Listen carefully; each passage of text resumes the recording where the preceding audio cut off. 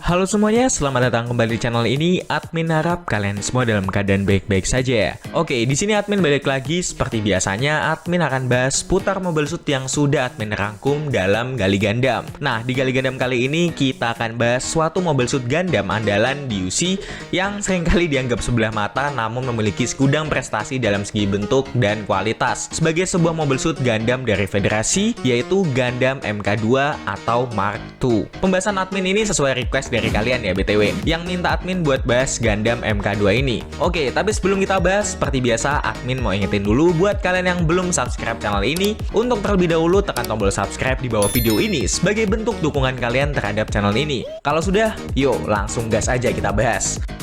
Oke, sebelumnya admin yakin kalau kalian pasti udah nggak asing lagi dengan Gundam MK21 ini. Gundam yang disebut sebagai Gundam penerus dari pendahulunya, yaitu Gundam RX-78. Masih mengambil model bentuk yang kurang lebih sama dengan bentuk RX-78, Gundam Mark II ini buat admin sendiri berhasil juga menawarkan bentuk yang lagi-lagi tidak mengecewakan. Sederhana namun dibuat lebih berbentuk yang benar-benar menggambarkan benar nih kalau ini Gundam memang penerus dari Gundam RX-78.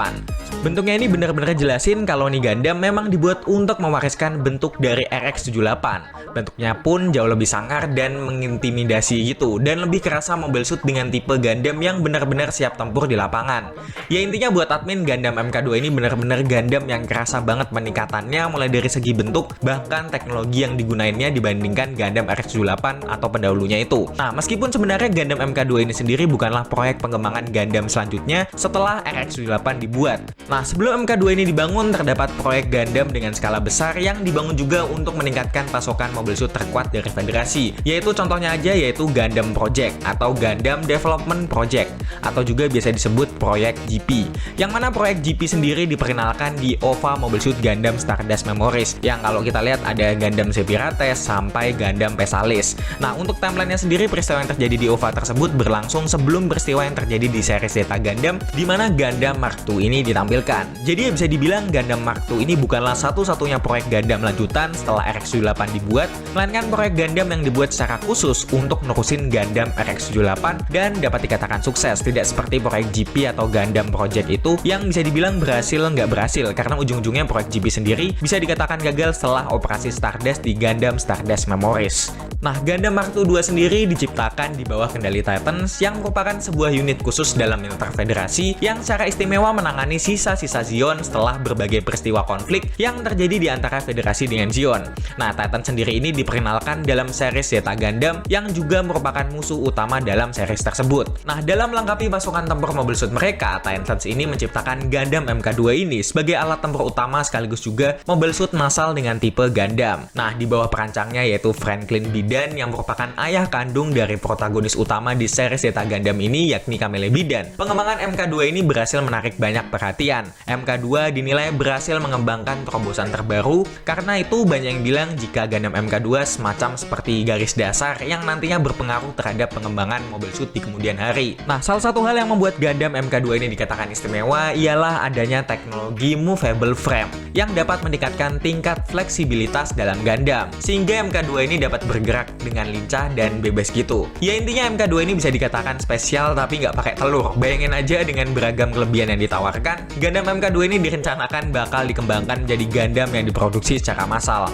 Jadi nggak bisa dibayangin seberapa kuat kekuatan dari Titans ini. Nah, karena ini Gundam istimewa, pastinya banyak juga yang lirik dan penasaran akan kelebihan Gundam satu ini. Hal ini membuat pada akhirnya salah satu dari beberapa unit prototipe dari Gundam MK2 ini diceritakan dicuri oleh kelompok Anti-Earth Federation bernama EUK, yang nantinya kemudian menjadi Mobile Suit utama dalam kelompok EUK tersebut, sekaligus juga sebagai Mobile Suit dari sang tokoh utama dalam series Zeta Gundam, yaitu Camille Bidan di beberapa episode. Nah, kalau ngomong soal bentuk seperti yang udah admin omongin tadi, bentuknya ini nggak ngecewain ya. Bentuk-bentuk dasar dari RX-78 masih dipertahankan dengan beberapa pola-pola bentuk klasiknya. Oh ya juga, BTW MK2 ini terdapat dua jenis ya, yang bisa kita bedain melalui warnanya, yaitu MK2 Titans atau originalnya dan MK2 dari kelompok EUK yang sudah dicat ulang setelah berhasil dicuri oleh kelompok EUK. Nah, untuk warna originalnya sendiri alias warna Titans ialah warna hitam, sedangkan untuk warna EUK ialah warna biru tua putih gitu. Nah, tapi buat admin, jujur admin lebih demen warna original Titans-nya ya. Meskipun di seriesnya yaitu Zeta Gundam, kita lebih mengenal MK2 dengan warna biru tua putihnya. Warna hitam alias originalnya lebih kelihatan cocok aja buat admin, buat MK2 ini dibandingkan warna biru tua putihnya itu. Ya bukan berarti jelek ya yang warna biru tuanya, tapi entah kenapa warna hitam itu lebih cocok aja kalau diklopin sama MK2 ini. Kayak ngambil konsep beda aja gitu.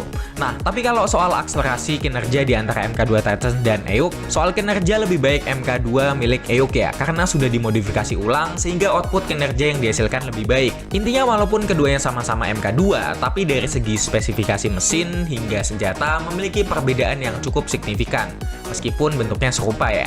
Nah, untuk persenjataan dari Gundam MK2 sendiri bisa dikatakan standar, namun dengan beberapa peningkatan kualitas output yang jauh lebih baik dibandingkan Gundam RX-78. Seperti halnya Beam Rifle, Beam Saber, Hyper Bazooka, Quad Falcon, serta Clay Bazooka. Dan nggak lupa juga shield di lengan kirinya. Oh ya, BTW persenjataan yang ditanamkan di Gundam MK2 Titans dan EOK ini berbeda ya, meskipun serupa seperti yang udah admin sebutin tadi. Nah, jadi setelah MK2 Titans ini berhasil dicuri oleh kelompok EOK ini merombaknya kembali semuanya mulai dari warna body, spesifikasi mesin, sampai senjatanya. Ya meskipun diubahnya tipis-tipis saja, yang penting tipenya beda. EOK ini kayaknya nggak mau ngerasa hina kalau MK2 yang sudah mereka curi dari Titans ini dipakai begitu aja tanpa ada perombakan.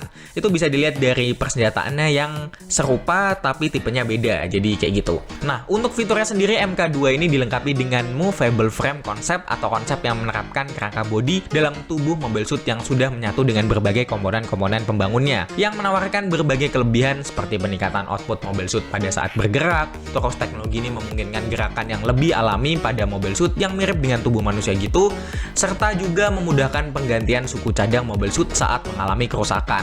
Nah, BTW fitur ini juga nantinya bakal digunain di mobile suit kembangan berikutnya, terkhusus mobile suit yang dapat berubah bentuk seperti halnya Zeta Gundam, serta mobile suit transformable lainnya. Nah, BTW MK2 ini juga pelopor dari adanya fitur movable frame ini ya. Meskipun sebelumnya beberapa mobile suit sudah menggunakan sebagian konsep dari movable frame ini pada kerangka bodi mereka. Oh ya, Gundam MK2 ini bisa dibilang sebagai Gundam Legend juga loh, mengingat kesuksesan series televisi Mobile Suit Zeta Gundam itu sendiri, di mana Gundam MK2 pertama kali ditampilkan. Nah, suksesnya series Zeta Gundam saat itu yang bukan hanya digemari di Jepang saja, bahkan sampai ke negara-negara di luar Asia, seperti halnya Amerika, membuat aksesnya Gundam MK2 ini semakin melejit. Bahkan Gundam MK2 sendiri pernah terpampang menjadi bumper opening di salah satu talk show lawas Amerika yang mungkin kalian tahu juga yang sempat eksis di masanya, yaitu Late Night with Conan O'Brien. Nah, di situ MK2 tampil dengan bagian kepalanya diganti dengan wajah dari pembawa acaranya sendiri, yaitu Conan O'Brien. Nah, diketahui rupanya ditampilkannya Gundam MK2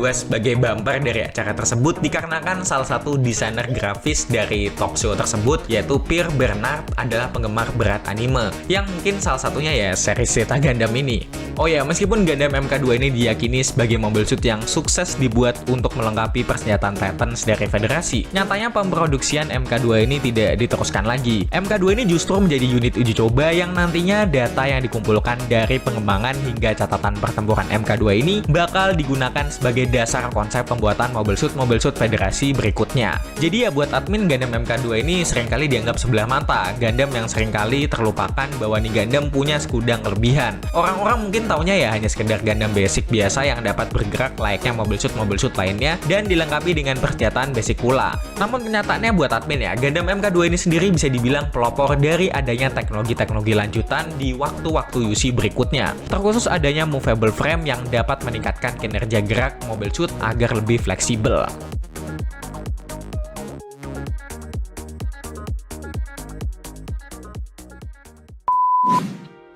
Oke, mungkin cukup sekian dulu yang bisa admin bahas di video kali ini. Karena pada dasarnya admin juga manusia yang penuh dengan dosa. Jika admin ada salah ucap dalam penyampaian informasi, tolong diperbaiki atau dilengkapi. Akhir kata, jangan lupa subscribe, like, komen kalau kalian mau ngasih saran ke admin bahas apa berikutnya, dan share video ini ke teman-teman kalian semua. Dan sampai jumpa di video-video berikutnya. Bye-bye!